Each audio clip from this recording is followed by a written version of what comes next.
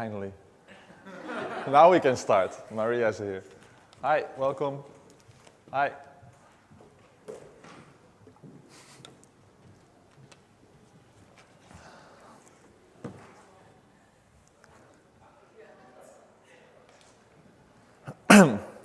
Okay, what time is it? Let's start, because we're already running past schedule. Are we recording? Good. All right, welcome everybody. Извините, я не говорю очень хорошо по-русски, и я знаю только немного слов по-украински, потому что я говорю по-английски сейчас. Хорошо? Дякую. So, today we're going to talk about how to move from a service organization to moving to a products organization. We've been doing this at GoGorilla for the last 2 years. And today I want to give the people who are interested in this some lessons that we learned down the way and some suggestions for how you can start this process yourself. Afterwards we'll have some time for questions, so yeah, please feel free to ask anything. We try to be as open as we can at GoGorilla. First about myself, my name is Taco Potze, I'm 33. I have a background in industrial engineering, so I'm not super hardcore technical, but also not from the creative side, but really thinking about, you know, what are we doing as a business, where can we optimize, what can we do better. So from that point of view, we're always thinking. We founded GoGorilla in 2008, so we exist 9 years now, and it has been a really amazing journey. And last year, we founded the Open Social Project in 2016. I'm 8 years in the Drupal community, and 4 years I was on the Dutch Drupal Association board. I left because I was getting really busy with Open Social and other projects, but it was really great for me to learn all about the Dutch community. It's my 5th time in Ukraine. I often visit our friends from Lemberg at Lviv.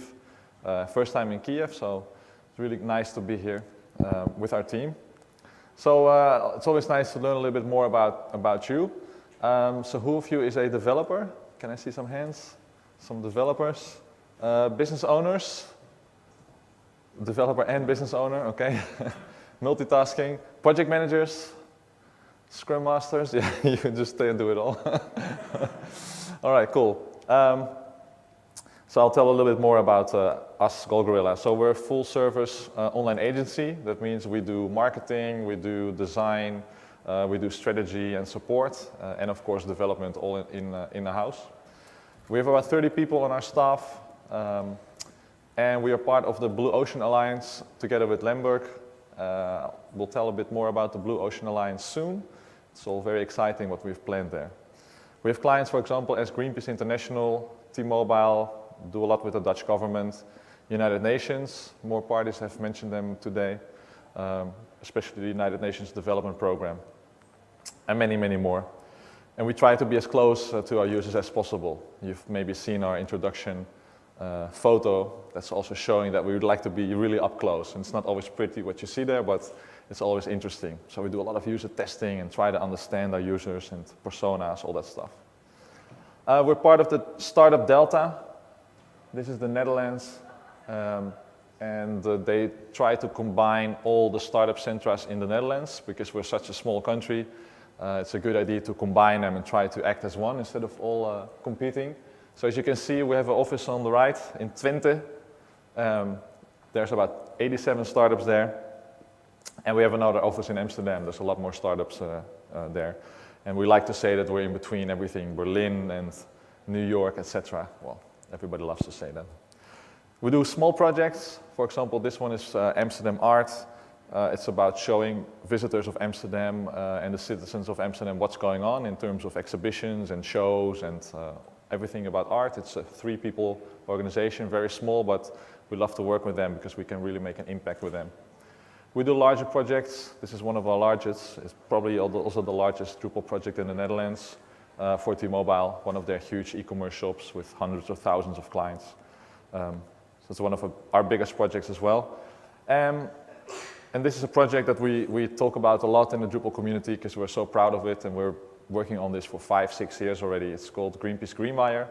It's a social community that has about 100,000 active users and it's active in 18 countries, 25 languages. It's definitely the most complex installation of Drupal I've seen. Multi-language, multi-domain, organic groups, and that all mixed together. So in 2015, we had our best year ever. We had great margins, we had a great turnover, we had some really cool clients, and still we decided to change the course of our company. And the question that we got a lot is why? So to explain this to you guys, I need to tell a little bit more about the difference between services and products to understand, where we come from. So first, services. The question with services is usually, what can you do for me? It's about labor. It's usually not tangible, it's not scalable. If you need to scale services, you need to add more people. You cannot all of a sudden work 2 or 3 times as much. You usually pay people per hour, you pay them per month, per time unit. So you can think about, in our industry, strategy, design, development, that's all paid by hour per month. And it's usually about work that you're doing in the future. So you're going to take a project on and then you start working in the future for this client. So products, on the other hand, it's more about what can you give me that exists already. It's tangible, so even digital products, it's still tangible. You can touch them, you can see them, it's like objects. And it's scalable. That means I can sell 100 or I can sell 1,000 at once without needing a lot of extra labor. I usually pay per piece, and nowadays also per month with the new SaaS model, so that's quite interesting.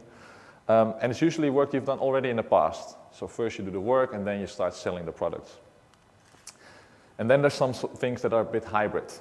So I used this presentation earlier. It's like, when we do trainings or audits or hosting in our Drupal agencies, we notice we can sell a lot of trainings, right? You do the training, you develop it once, and then you do it over and over and over. And the same goes usually for support contracts or hosting. And we love this stuff because our margins are usually very big on this. Consultancy as well. So, why would we sell products? Why do we have this urge, and why are we changing our entire organization, even though we were doing really well? And in the end, for me, it's about happiness. I think we can get happier end users, happier clients, happier employees, happier companies, and in the end, happier Drupal community as a whole. So I'll explain a little bit why I think we can improve on this, and maybe even why we should improve on this. Start with the end users. That is the people that use our products. When you look at your personal life, for example, WhatsApp or Facebook, it works really well. You can upload things, you can hardly break it, you never get PHP errors or whatever. And all that cool stuff that happens online is what our clients are expecting as well. So if you deliver a project, think about it. Are your clients getting really that perfect experience that you want to give them? Usually you cannot. Why? Because you do not have enough time to do that. So, we want to increase the quality for our end users, no more bugs. We want to innovate faster, have that cool feature that Facebook also has. We want to test our products better. We want to do better UX and designs. And we want to continuously improve this. And in our projects, usually there's not enough time. So if I want to spend 8 hours to develop a feature, I maybe have 2 or something like that. We all know this pressure. You want to do really well, but there's just not time and budget for that. So, okay, we should make our users happier. Our clients also want better things. So they want stuff out of the box. Why should I wait 3 months for a project? I want it today. I want it in 15 minutes. It's insane, but they want it. So we should give it to them. They want better support. They want a cost reduction. The custom projects can be really expensive. And they also want faster innovation. So why do you not offer me the technology that Facebook has? And then, we've all been in the situation explaining, yeah, Facebook has 2,000 developers and you cannot afford 2. So. But it's also about, our staff, making our staff happier. Our staff wants to get paid working on open source projects. Why do we have to do this in weekends? Why do we have to do this at night? Why not pay to be contributing? Late night sessions, over hours, it's not something that we want, but we see this happen again and again in the projects. So we want to do this better for our staff. Stress reduction, focus on some big chunks of work instead of focusing on all these small tasks that is like running around every day. So why not focus a few days on building a nice feature and really do it well? Developers love to do that.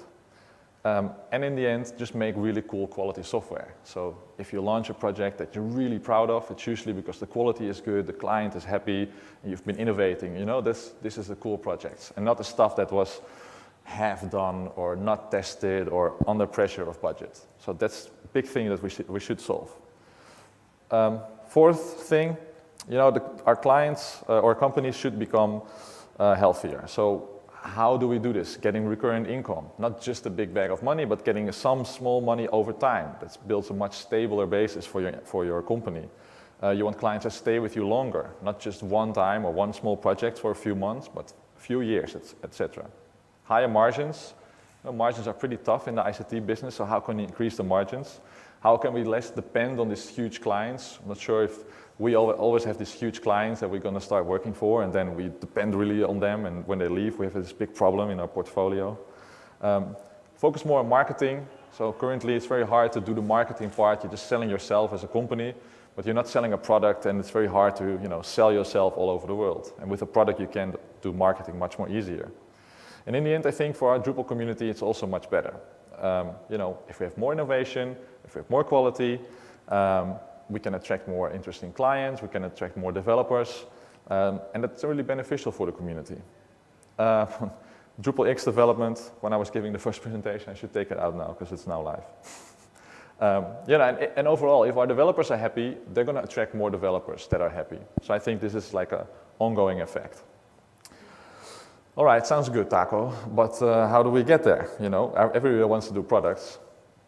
But how? What's the secret to doing this? So I'm not saying we have the secret in mind, but this is at least 9 things that I learned and that I want to share with you today.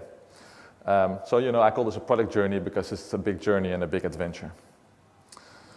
First thing I learned, stay close to your current business. So the first time we tried to sell products, we, as a web development company, started selling electronical bikes and electronic scooters.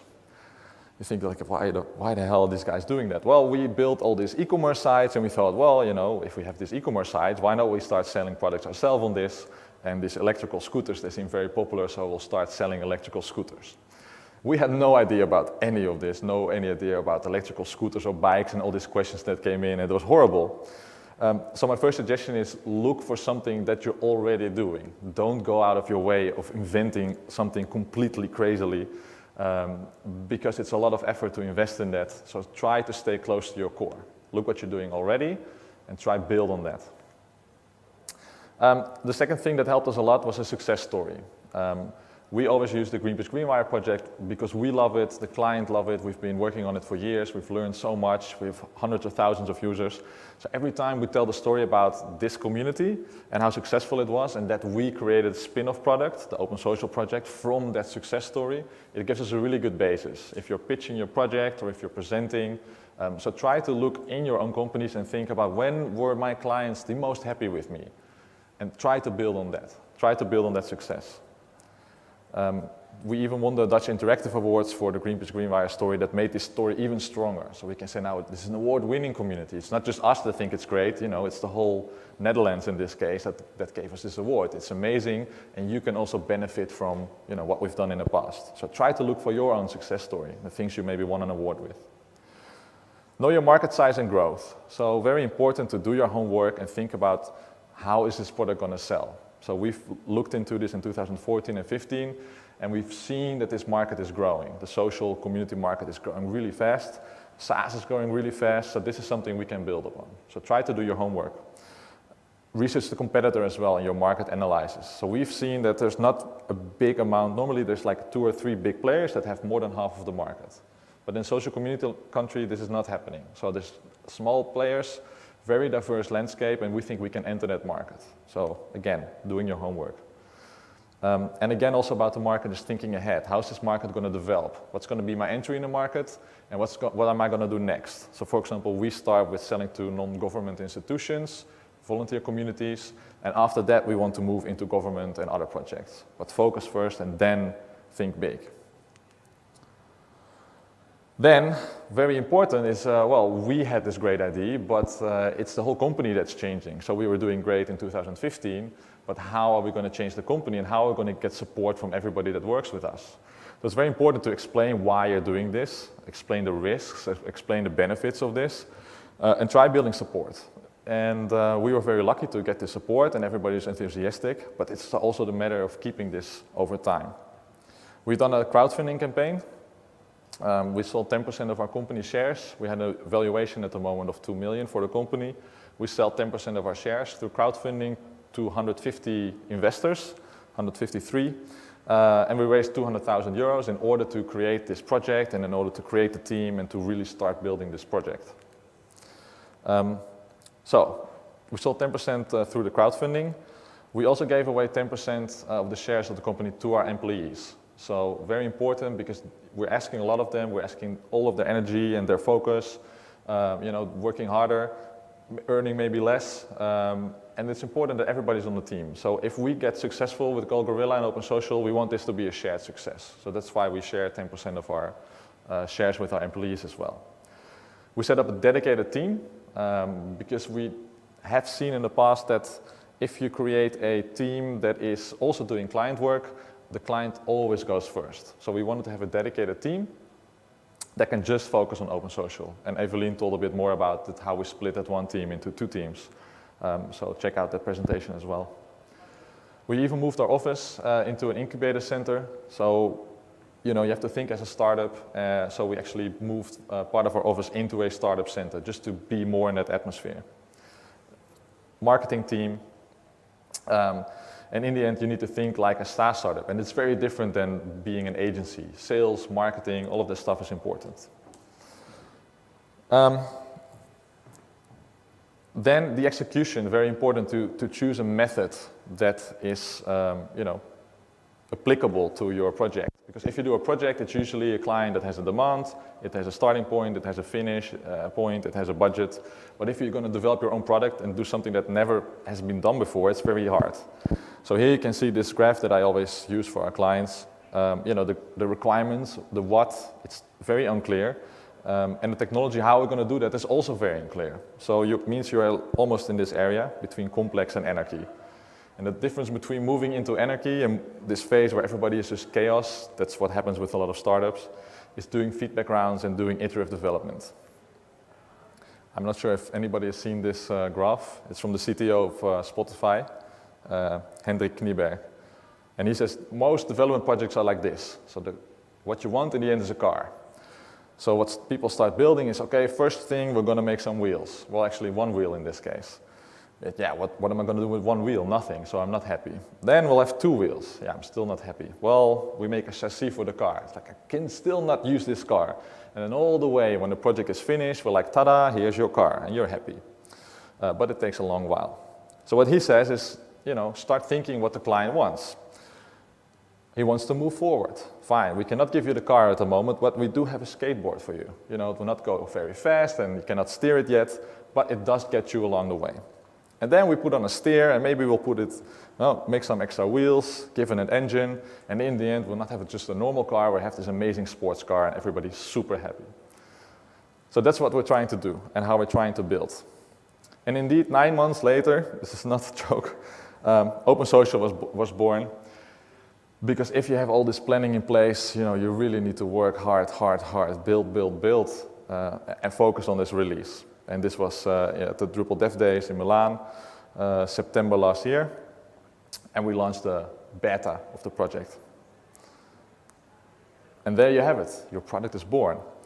But then you have to start thinking about your sales model. So super important, think about how you're going to do sales. We have these 3 flavors. We have our open source distribution, that's free to use, all you guys can use it as well. We have a SaaS version. If you go to getopensocial.com, you can install within 15 minutes a whole version of Open Social. It's pretty cool. And we have our enterprise team that works on custom projects. So you need to have your sales model in place, and that's hard work. What else is hard work is marketing. So I'm not sure if you guys have seen Open Social, maybe on your Twitter, on your Facebook. We try to target you, and we try to target you again and again and again. making sure everybody knows Open Social, making sure everybody uses Open Social or gives us feedback, and this is really hard work. So marketing, marketing, marketing, until you're sometimes tired of it. I also mentioned it before, then, keeping everybody on board is hard, because now we're in 1.5 years and people are like, well, when is this return coming? The project is ready, we should have these amazing clients now, and my staff is in the audience, so when I show them, everybody is happy, they're like, whoa, we're not there yet. And they're right. So trying to keep everybody on board is hard, and we try to talk to everybody, showing them our strategy, showing them how we're going to improve, but it's important to do that. And we're not there yet with Open Social, so I hope to come back in 1 or 2 years and explain to you guys how it's been going, if we've done well or not. Sometimes it's just days of coding and coding and coding and hard working. But in the end, we're now moving from this skateboard with a steering wheel slowly to this bike.